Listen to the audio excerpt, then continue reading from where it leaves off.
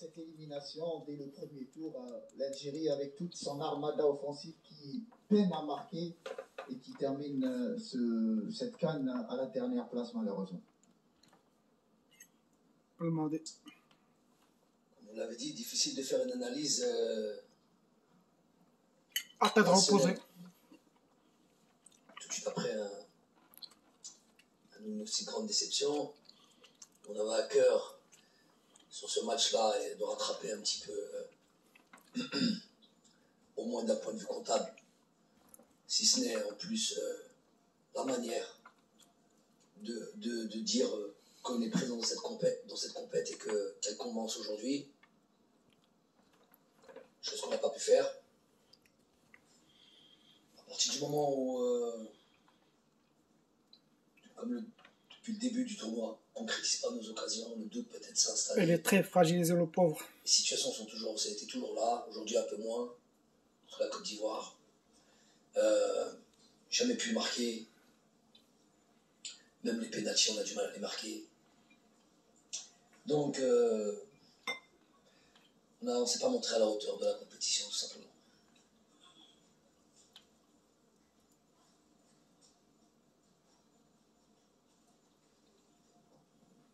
Quand je vous parlais justement... Nom et médias, s'il vous plaît, monsieur. Jacques-Marcel Itiga, je travaille pour Canal International. Vous parlez de l'irrationnel. Alors, ça me dit que vous-même vous peinez à trouver des explications pour cette élimination. Alors, nous, on va aller tout droit. Est-ce que ce n'est pas l'esprit d'Albert Ebossé qui a hanté les Fennecs pendant toute cette campagne? Oh là là. Oh là là. C'est la conférence de presse après match Algérie-Côte d'Ivoire. Juste un petit rappel, s'il vous plaît. Prochaine question. Je ne sais pas qui vous a autorisé à rentrer dans cette pièce, monsieur, mais il a fait une faute professionnelle. Bon, ça va. Bonsoir, coach. Bonsoir, coach. Ça marche? Bonsoir, coach. Kahoul Chouaïd, journaliste au Khabar, journal au Khabar. On ne va pas remettre en cause tout ce que vous avez fait pour... Vous pouvez. Je vais terminer la fin. On ne va pas remettre en cause tout ce que vous avez fait pour l'équipe d'Algérie depuis 2018, mais vous n'êtes pas pour autant exempt de tout reproche. Et par rapport à ça, j'aimerais connaître votre sentiment par rapport au rendement de votre capitaine, Riyad Mahrez, qui a bénéficié des vacances exceptionnelles à la veille du tournoi majeur. Vous avez argumenté ça par le fait que vous voulez un joueur en pleine possession de ses moyens. Alors, pendant les trois matchs, il était pratiquement l'ombre de lui-même, sachant que pendant les trois camps qui a participé, il a toujours marqué, il a répondu présent. C'est la seule fois qu'il n'arrive pas à marquer, ni même donner satisfaction. On aurait pu régler ça en famille, mais apparemment vous voulez parler de ça ici. Vous n'avez pas les tenants, les aboutissants. Quand vous dites vous lui avez donné des vacances. C'est sa copine l'anglaise. Vous ne savez pas ce qu'il en est. En temps et en heure, peut-être on en parlera. Mais je ne pense pas que ce soit le bon endroit, le bon moment. C'est bon, je suis à Khoya. Et va pas pointer déjà ton joueur qui vous a fait tant de bonheur, qui vous a donné tant de bonheur, et qu'aujourd'hui, là où ça va mal, commencez à pointer du doigt, ou lui, ou moi. Donc vous avez voulu quoi? Que je mette Riyad Mahrez sur le banc de touche. Ça, par exemple. Changement. Ok, ben j'ai pas changé. J'ai laissé Riyad Mahrez jouer. Le joueur qui vous a donné tant de bonheur, je le répète. J'assume ce choix-là. Et quand vous dites parler de vacances, vous êtes au minimum pas bien informé. Au pire, un peu malhonnête. Parce que ça n'a rien à voir. Ouais, à ce point-là, ouais. À ce point-là. Donc on ne s'est pas qualifié parce que Riyad était en vacances. Ça a été incroyable.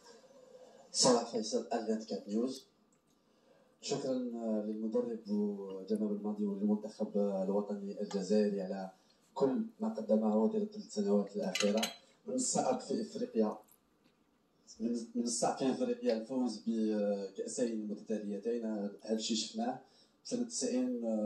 المنتخب الجزائري كان حاز على الكأس، في سنة 92 خرج من الدور الأول.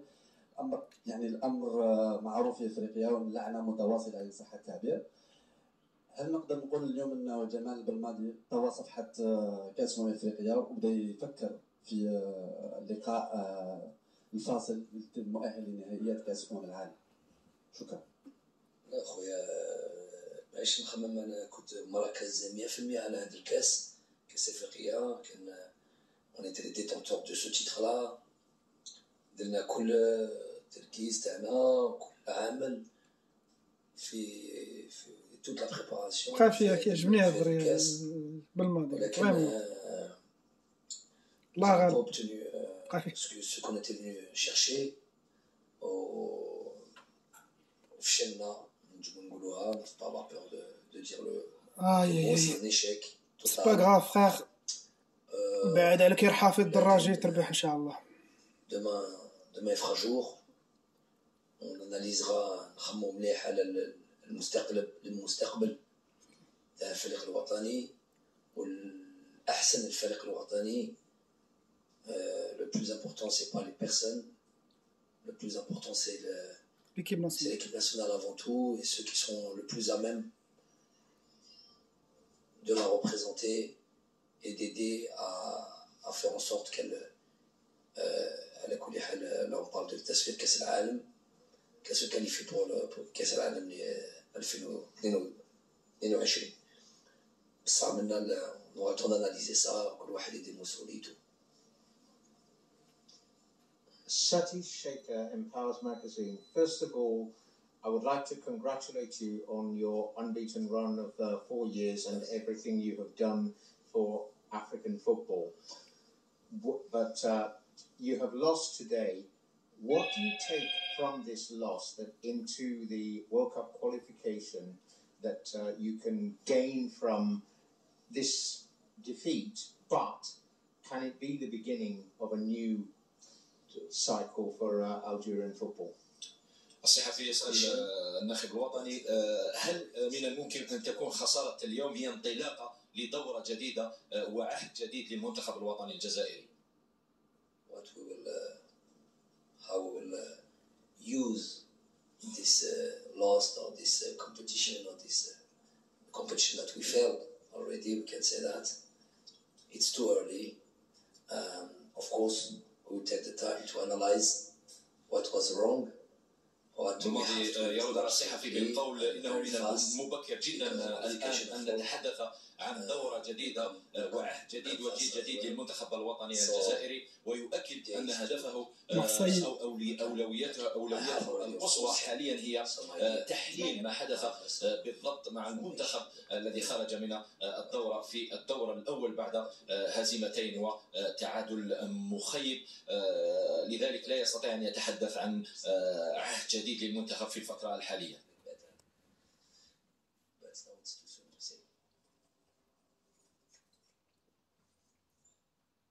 Oui, bonjour Jamel, Hervé Penaud du journal L'Équipe. Bonjour Hervé. Bon, félicitations quand même pour tout le parcours précédent. Hein. Et j'ai une question, j'aimerais savoir, j'ai eu la sensation moi, sur les 3 matchs que physiquement vous aviez un petit peu de difficulté. Alors, quand on voit effectivement le temps qu'il faisait, l'humidité, on peut le comprendre. Est-ce que tu te dis que peut-être de ce côté-là, la préparation n'a pas été réussie comme tu aurais aimé? La préparation, elle était pour toutes les équipes un peu chaotique. Rappelez-vous que, mais je dis c'est pour toutes les équipes, chacun sa manière de se préparer. On nous dit 2 jours ou 3 jours avant la date FIFA que finalement au lieu du rassemblement pour le 27 décembre, on s'est repoussé au 3 janvier, ce qui nous fait rater pas mal de choses. On annule ce premier match amical contre la Gambie. Il y a beaucoup de joueurs, les covidés, qui s'entraînent pas, qui restent dans les chambres, qui restent en confinement. Chose qu'on n'a peut-être pas, que certains ignorent. On n'a jamais voulu trop trop donner de noms, ça devient compliqué derrière ça. Si on dit, on a fait un peu de la rétention d'informations, parce qu'après ça rentre dans une machine infernale. À partir du moment où on sait qu'un joueur est covidé, c'est pas qu'on a caché ça, les gens savent. Mais bon, après, ça devient très compliqué, la préparation est très très compliquée, mais bon, on va pas se cacher derrière ça. On a développé beaucoup d'efforts aussi pour essayer de... Vous savez, quand on démarre des matchs, on a des situations qu'on marque, il y a une gestion du match qui se fait automatiquement et qui peut te permettre d'être plus tranquille. Rappelons-nous, en 2019, le fait de gagner ces 2 premiers matchs, on a pu donner 3e match, on a donné carrément une autre équipe. On a changé, à part, je crois, Ismaël Benasser, on avait changé à 100% l'équipe. Donc c'était vraiment un truc où c'était bien équilibré. On avait la possibilité vraiment de gérer les temps de jeu. À partir du moment où on ne marque pas de but, on commence à développer beaucoup d'énergie, perdre beaucoup d'énergie. Et puis aller sur ce 3e match avec quasiment les forces en présence, les grosses forces en présence, ceux qui sont censés et dont je prends la responsabilité de nous faire gagner ce match-là. Contrairement à peut-être une éventuelle turnover qu'on aurait pu faire pour donner un peu à tout le monde un certain temps de jeu. Voilà, tout a été... rien ne s'est juxtaposé comme on aurait voulu. Tout a été que des éléments en notre défaveur. J'en passe des vertes et des pas mûres. D'autres, on va taire ça, on n'est pas là pour la polémique, mais bon. Des choses qu'on a déjà évoquées, je ne vais pas en parler maintenant, ça serait pas judicieux, on va dire. C'est pas de ça que j'ai envie de dire, mais voilà. Donc, peut-être, ouais, un manque de fraîcheur dû à beaucoup de choses.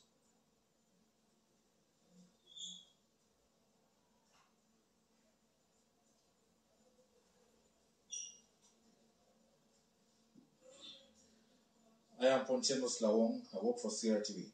Coach, everybody, I work for the Cameroon Radio Television. Coach, I personally, and I think many of us here, expected your side, Algeria, to carry the day today. This owing to the talent, the great talent that your side has. But it was not the case. Is it because Cote d'Ivoire was stronger than you? Was it the opponent, the force of the opponent, or what went wrong?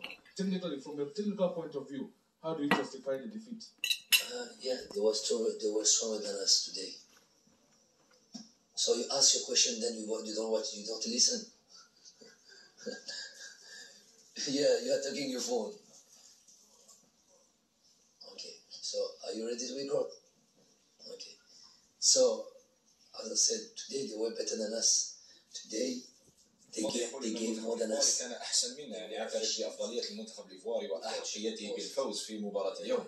In the first goal, we touched the post. Then at the same time, they attacked and they scored a goal. They were more clinical than us in the box, but it was our problem. كانوا أكثر فعالية من المنتخب الوطني الجزائري، هكذا يقول الناخب الوطني جمال بالماضي. كانوا أكثر فعالية، كانوا أكثر شراسة خصوصا في منطقة العمليات. Second goal, then it became very, very, very difficult. We had to يقول الهدف الأول أثر علينا والهدف الثاني أثر علينا أكثر بكثير وجعل من الصعب جدا العودة في المباراة. It's not like you put another striker against Sierra Leone or Guinea Equatorial or other teams, with all the respect that I have towards these teams. They would use then you will miss one player in the midfield.